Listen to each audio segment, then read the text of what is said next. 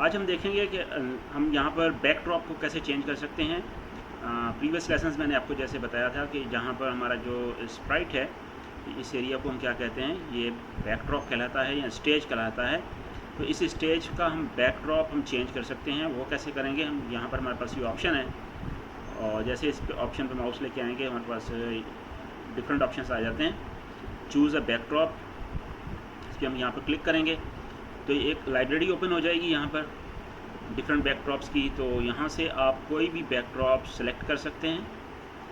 यहाँ पर ये बैकड्रॉप मैंने सेलेक्ट किया तो यहाँ पर ये बैकड्रॉप जो है वो चेंज हो गया यहाँ पर हमारे स्टेज का। ठीक है, तो अभी हमारे पास बैकड्रॉप्स कौन कौन से हैं। तो अगर हम इस पर क्लिक करें, यहाँ पर जैसे हम इस पर क्लिक करेंगे तो यहाँ पर आप देखेंगे कि हमारे पास बैकड्रॉप्स का ऑप्शन आ जाएगा। हम बैकड्रॉप्स पर क्लिक करेंगे यहाँ पर और यहाँ पर जितने भी हमारे पास बैकड्रॉप्स हैं वो सारे के सारे शो हो रहे हैं। एक हमने बैकड्रॉप बनाया था जिसमें लास्ट टाइम हमने लास्ट लेसन में हमने एक ड्रॉ किया था, रेक्टेंगल ड्रॉ किया था ब्लैक कलर में। तो इस बैकड्रॉप को हम यहाँ से क्लिक करके डिलीट कर सकते हैं। अब हमारे पास इस टाइम पे दो बैकड्रॉप्स हैं, एक ये वाइट बैकड्रॉप है और एक हमारे पास कलर वाला है। हम इसको सेलेक्ट करके तो हम अगर अब यहाँ पर अपने स्प्राइट पे क्लिक करेंगे तो हमारे स्प्राइट का कोड आ जाएगा और हमारा ये बैकड्रॉप अप्लाई हो जाएगा। इसके अलावा हमारे पास और एक तरीका है, क्या है कि हम यहाँ पर जाकर अगर यहाँ पर हम जाएंगे और यहाँ पर हमारे पास ऑप्शन है पेंट का, जो कि लास्ट लेसन में भी हमने किया था कि हमने बैकड्रॉप के ऊपर एक रेक्टेंगल ड्रॉ की थी, एक ब्लॉक ड्रॉ किया था ब्लैक कलर में। तो हम यहाँ पर पेंट से जाकर कर सकते हैं। उसके अलावा हमारे पास एक और तरीका है कि हम यहाँ से कोई बैकड्रॉप अपने कंप्यूटर से अपलोड भी कर सकते हैं। यहाँ पर हम जाएंगे, इस पर हम क्लिक करेंगे और जो बैकड्रॉप्स हैं, अगर आपके पास कोई सेव किया हुआ है अपने बैकड्रॉप तो उसको आप यहाँ पर यूज़ कर सकते हैं। तो मैंने एक बैकड्रॉप यहाँ पर सेव करके रखा हुआ है मेज़ बैकड्रॉप के नाम से। मैं इसको सेलेक्ट कर लेता हूँ और इसको कहूँगा ओपन। तो ये हमारा बैकड्रॉप जो है यहाँ पर हो गया इंपोर्ट। ओके, अब इस बैकड्रॉप को मैंने सेट करना है तो मैं सबसे पहले यहाँ पर कन्वर्ट टू वेक्टर पे क्लिक करूँगा। कन्वर्ट टू वेक्टर पे क्लिक किया। अब मैं यहाँ पर क्लिक करके और क्या करूँगा कि यहाँ पर इसको मैं अपनी स्क्रीन के ऊपर फिक्स कर लूँगा ताकि वो अच्छे से यहाँ पर हमारे बैकड्रॉप सेट हो जाए पूरी स्क्रीन के ऊपर, पूरे स्टेज के ऊपर। ये हमारा बैकड्रॉप यहाँ पर सेट हो गया।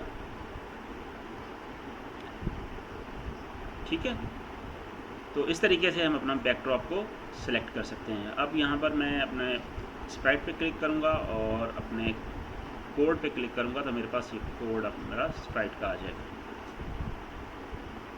तो अब नेक्स्ट हमने क्या करना है, हमने एक गेम बनाने जा रहे हैं। यहाँ से हम इस मेज़ बैकड्रॉप को यूज़ करके एक मेज़ गेम बनाएंगे, जो कि प्रीवियस लेसन्स में हमने सारी चीज़ें पढ़ी हैं। अब हम उन सब चीज़ों को कंबाइन करके हम कलेक्टिवली एक यहाँ पर गेम बनाने जा रहे हैं।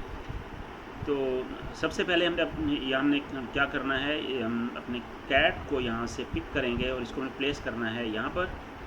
लेकिन आपने देखें कि ये हमारा कैट स्प्राइट बहुत बड़ा है। अभी इसको हमने साइज़ इसकी डिक्रीज़ करनी है। तो वो कैसे कर सकते हैं, यहाँ पर हम साइज़ पे जाएंगे और साइज़ पे यहाँ पर 100 लिखा हुआ है। ये 100 इंडिकेट करता है 100% को।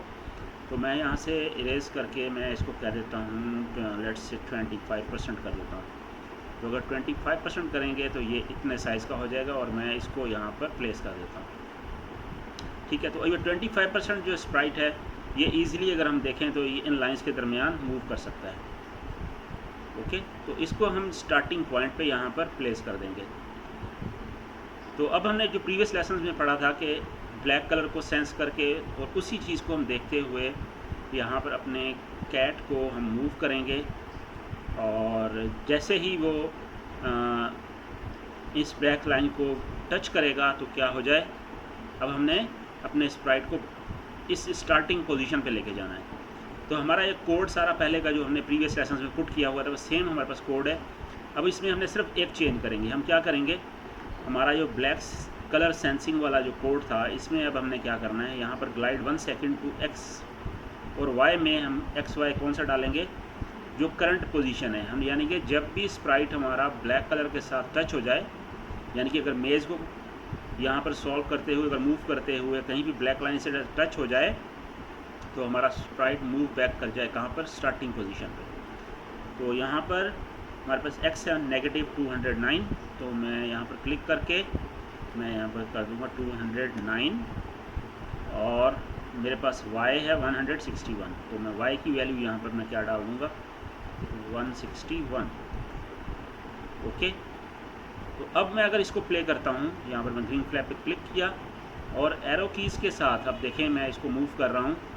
जैसे मूव कर रहा हूँ तो अब अगर मेरा स्प्राइट मूव करते हुए ब्लैक लाइन को टच किया तो क्या हो रहा है, वापस वो स्टार्टिंग पोजीशन पे चला जाएगा। तो अब एक ये गेम का इनिशियल फेज़ जो है कंप्लीट हो गया हमारा, कि हम मेज़ में से गो थ्रू करेंगे ब्लैक कलर्स यानी कि लाइंस से बचते हुए। लाइंस को हमने टच नहीं करना, जब भी हम जहाँ पे भी हमारा स्प्राइट लाइन को टच करेगा तो ये स्टार्टिंग पोजीशन पे चला जाएगा। ओके, तो अब नेक्स्ट लेसन में हमने देखना है कि हमने अगर हमारा कैट जो है वो डेस्टिनेशन पे पहुंच जाए उसको, तो उसको हमने किस तरीके से करना है, और इसके अलावा हम इसमें फर्दर इफ़ेक्ट, साउंड इफ़ेक्ट भी हमने डालने हैं, वो कैसे डालेंगे।